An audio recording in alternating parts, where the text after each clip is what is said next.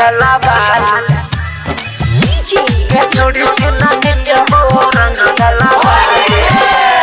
फगुआ के माजा उठा ले के छोड़ी सुन फगुआ के माजा उठा ले फगुआ के माजा उठा ले के छोड़ी सुन फगुआ के माजा उठा ले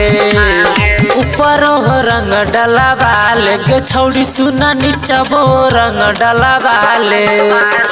ऊपर हो रंग डला बाल के छोड़ी सुना नीचबो रंग डला बाले ऊपर हो रंग डला बाल ऊपर हो रंग डला बाल के छोड़ी सुना नीचबो रंग डला बाले होलिया के दिन में सुखल शरीर गे ढोढ़ी पपत दबो जाना अबीर गे होली के दिन में सुखल शरीर गे ढोढ़ी पपत दबो जाना अबीर गे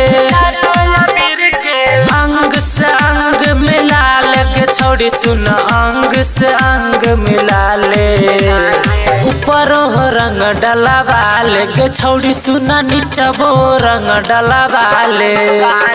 ऊपर हो रंग डला बाल के छोड़ी सुना नीचबो रंग डला बाले ऊपर हो रंग डला बाल ऊपर हो रंग डला बाल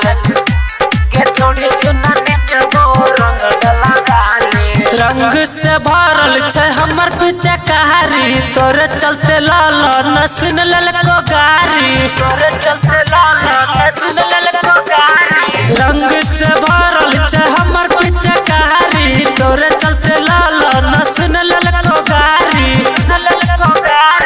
गोपाल से गाला माला बाल के छोड़ी सुन हरियम से गाला माला बाले ऊपर हो रंग डला बाल के छोड़ी सुना नीचबो रंग डला बाले ऊपर हो रंग डला बाल के छोड़ी सुना नीचबो रंग डला बाले मिक्स बाय सुनील राजा।